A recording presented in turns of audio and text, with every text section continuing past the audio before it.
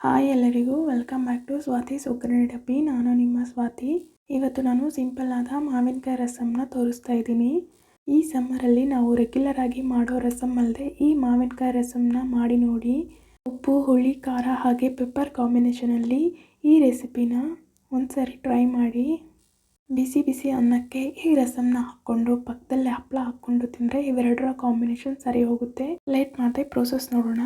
ಮೊದಲಿಗೆ ಒಂದು medium size ಮಾವಿನಕಾಯಿನ ತಗೊಂಡು ಸಿಪ್ಪೆ ತೆಗೆದು ಕ್ಲೀನಾಗಿ ವಾಶ್ ಮಾಡಿ ಚಿಕ್ಕ ಚಿಕ್ಕ ಪೀಸಸ್ ಆಗಿ ಕಟ್ ಮಾಡಿ ಪಕ್ಕಕ್ಕಿಡಿ.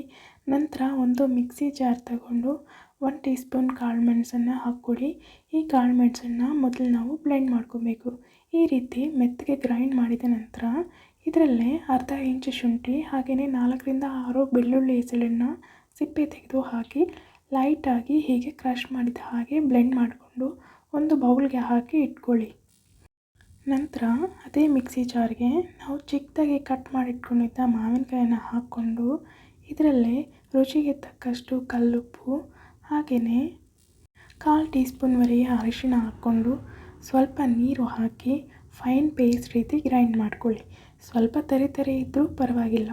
ಹೀಗೆ ಮೆತ್ತಗೆ ರುಬ್ಬಿದ ಪೇಸ್ಟ್ನ ಪಕ್ಕಕ್ಕಿಟ್ಟು ಈಗ ರಸಮ್ಗೆ ಒಗ್ಗರಣೆ ಮಾಡ್ಕೊಳ್ಳೋಣ. ರಸಮ್ ಪಾತ್ರೆನ ಸ್ಟವ್ ಮೇಲೆ ಇಟ್ಕೊಳ್ಳಿ. ಇದರಲ್ಲೇ 1 ಟೀ ಸ್ಪೂನ್ವರೆಗೆ ಎಣ್ಣೆ ಹಾಕ್ಕೊಳ್ಳಿ. ಎಣ್ಣೆ ಬಿಸಿ ಆದಮೇಲೆ ಸಾಸಿವೆ, ಜೀರಿಗೆ, ಕಡಲೆಬೇಳೆ, ಉದ್ದಿನಬೇಳೆ, ಸ್ವಲ್ಪ ಮೆಂತ್ಯ ಹಾಕ್ಕೊಂಡು ಫ್ರೈ ಮಾಡ್ಕೊಳ್ಳಿ.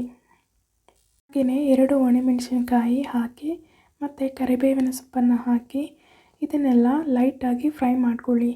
ಈ ಒಗ್ಗರಣೆ ಫ್ರೈ ಆದಮೇಲೆ ಇದರಲ್ಲೇ ನಾವು ಗ್ರೈಂಡ್ ಮಾಡಿಕೊಂಡ ಮಾವಿನಕಾಯಿ ಪೇಸ್ಟ್ನ ಈ ಒಗ್ಗರಣೆಗೆ ಹಾಕ್ಕೋಬೇಕು. ಇದು ಹಸಿ ವಾಸನೆ ಹೋಗೋವರೆಗೂ ಎಣ್ಣೆಯಲ್ಲೇ ಸ್ವಲ್ಪ ಬೇಯಿಸಬೇಕು. ಲೋ ಫ್ಲೇಮಲ್ಲಿ ಒಂದು 5 ನಿಮಿಷ ಇದನ್ನು ಎಣ್ಣೆಯಲ್ಲಿ ಫ್ರೈ ಮಾಡ್ಕೊಳ್ಳಿ. ನಂತರ ಇದಕ್ಕೆ 1 ಲೀಟರ್ವರೆಗೆ ನೀರನ್ನು ಹಾಕ್ಕೊಳ್ಳಿ. ನೀರನ್ನು ಹಾಕಿದ ಮೇಲೆ ಒಂದು ಸಾರಿ ಮಿಕ್ಸ್ ಮಾಡಿಕೊಂಡು ಇದಕ್ಕೆ ನಾವು ಪುಡಿ ಮಾಡಿಟ್ಕೊಂಡ ಮೆಣಸು, ಬೆಳ್ಳುಳ್ಳಿ ಪುಡಿನ ಹಾಕಿ ಇದರಲ್ಲೇ ಒಂದು ಟೊಮೆಟೊ ತಗೊಂಡು ಕೈಯಲ್ಲೇ ಮ್ಯಾಶ್ ಮಾಡಿಕೊಂಡು ಇದರಲ್ಲೇ ಹಾಕ್ಕೋಬೇಕು. ನಿಮಗೆ ಟೊಮೊಟೊ ಈ ಥರ ಕ್ರಷ್ ಮಾಡೋದು ಇಷ್ಟ ಇಲ್ಲ ಅಂದರೆ ಕಟ್ ಮಾಡಿ ಕೂಡ ಹಾಕ್ಕೋಬಹುದು. ನಂತರ ಒಂದು 4 ಹಸಿಮೆಣಸಿನ್ಕಾಯಿಯನ್ನು ಉದ್ದಕ್ಕೆ ಕಟ್ ಮಾಡಿ ಈ ರಸಮ್ಗೆ ಹಾಕ್ಕೋಬೇಕು. ಹಾಕ್ಕೊಂಡು ಒಂದು ಸಾರಿ ಚೆನ್ನಾಗಿ ಮಿಕ್ಸ್ ಮಾಡಿಬಿಡಿ. ಎಲ್ಲ ಹಾಕ್ಕೊಂಡ್ಮೇಲೆ ಒಂದು ಸಾರಿ ಚೆನ್ನಾಗಿ ಮಿಕ್ಸ್ ಮಾಡಿಕೊಂಡು ಈಗ ಟೇಸ್ಟ್ ಮಾಡಿ ಉಪ್ಪು ಕಡಿಮೆ ಇದ್ದರೆ ಉಪ್ಪನ್ನು ಅಡ್ಜಸ್ಟ್ ಮಾಡ್ಕೊಳ್ಳಿ. ನೀವು ಬೇಕಂದರೆ ಖಾರ ಕೂಡ ಹಾಕ್ಕೋಬೋದು. ಬಟ್ ನಾವು ಹಾಕಿರೋ ಮೆಣಸಿನ್ಕಾಯಲ್ಲಿರೋ ಖಾರ ಕರೆಕ್ಟಾಗಿ ಸರಿ ಹೋಗುತ್ತೆ. ಬಟ್ ನಿಮಗೆ ಇನ್ನೂ ಸ್ಪೈಸಿಯಾಗಿ ಬೇಕು ಅಂದರೆ ಜಸ್ಟ್ 1/4 ಟೀ ಸ್ಪೂನ್ ಇಲ್ಲ ಅರ್ಧ ಟೀ ಸ್ಪೂನ್ ರೆಡ್ ಚಿಲ್ಲಿ ಪೌಡರ್ನ ಹಾಕ್ಕೋಬೋದು. ಈ ರಸಮ್ನ ಚೆನ್ನಾಗಿ ಕುದಿಸ್ಬೇಕು. ಕನಿಷ್ಠ ಈ ರಸಮ್ ಕ್ವಾಂಟಿಟಿ ಒಂದು ಚಿಕ್ಕ ಗ್ಲಾಸಷ್ಟು ಅಂದರೆ 100 ml ಅಥವಾ 150 ml ಕಡಿಮೆ ಆಗೋವರೆಗೂ ಕುದಿಸಬೇಕು.